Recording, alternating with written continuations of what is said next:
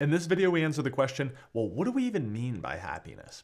And we're going to draw on the work of Daniel Kahneman. This is part of a tribute series I'm doing to Daniel Kahneman, the Nobel Prize winning psychologist and economist who unfortunately passed away this month. But I think you'll find this video very interesting because we're going to actually dive a little bit deep into this question of like, well, what are we even talking about here when we talk about happiness? So we begin with kind of a distinction here, and this is all based again on the work of Daniel Kahneman, and I'll include down below some references there. But he says, there's this interesting phenomenon when we think about our perception, right? Because a large part of happiness is our perception of an event. It's like you go do something for a few hours, and then you kind of think back like, that was good, or that was bad, or that was boring, or that was whatever. But interestingly, there's kind of a disconnect between the actual moment-to-moment experience of happiness or unhappiness and then our perception or our memory of the experiences. And Kahneman points out a couple studies, right? The first, they ask people to basically hold their hand in ice cold water for a minute.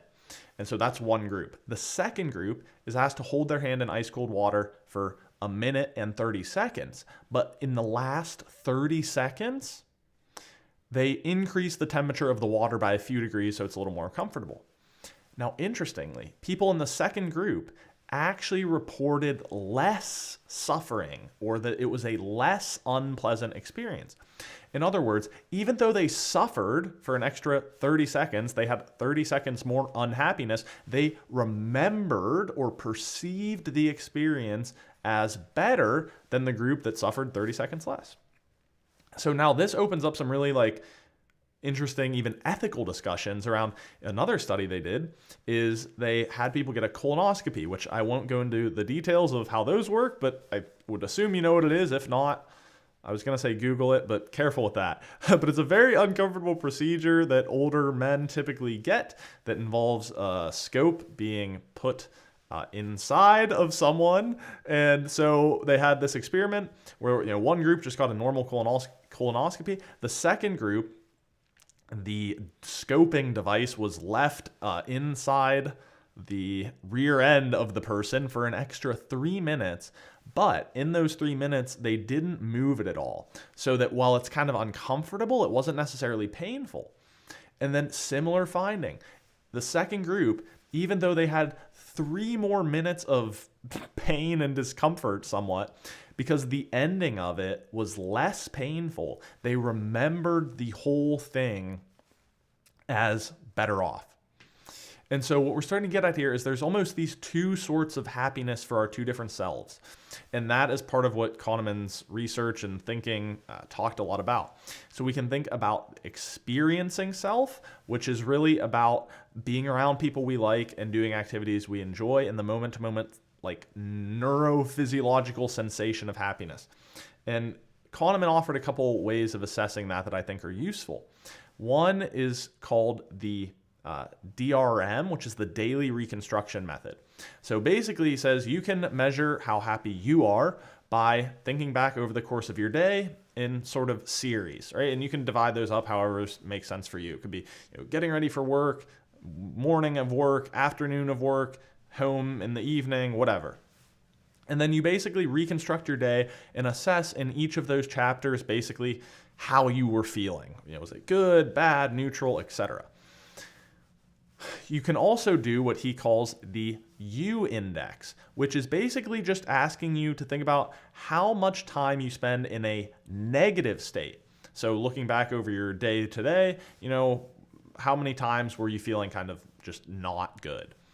And he says that those two measures are kind of one way of thinking about happiness because they're all about the moment-to-moment experience of throughout the course of a day, this is what I was feeling and this is what I was experiencing. Now, on the other side, you have kind of a life evaluation style.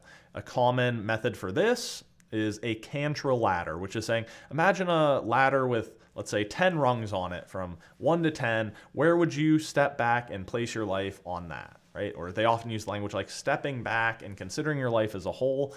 How happy are you?